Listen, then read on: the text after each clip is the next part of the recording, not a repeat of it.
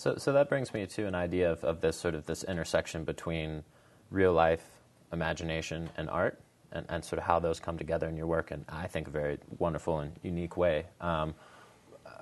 But to sort of place it in a context, I was curious of how some of your work feels where you sort of set up a situation. Maybe the location series, where you sort of have a few rules or ideas of what's going to happen, but you still leave things open.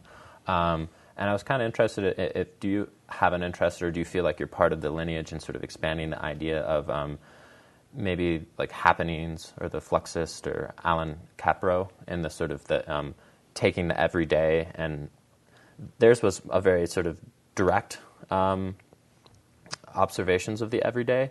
And it's interesting to me in that you're, in the location series, there are kind of happenings in the sense of when you and the other people you're working with climbed and carried all this equipment up to the top and worked together, and that was a real event. But the sort of the construction around that real event was something fantastical. And so how do you relate?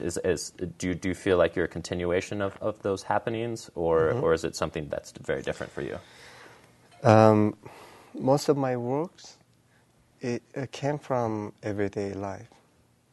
And everyday life is, I mean, it can be the, fundamental motivation for perhaps almost most of for the artist. When I was taking photographs, the photography in human history, any of the other mediums like paintings, maybe the painting was very popular in the 17th century, 18th century.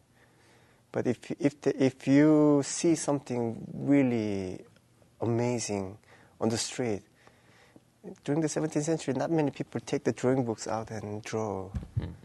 Whereas in these days, if you see something amazing, people start taking their iPhones out and take a picture.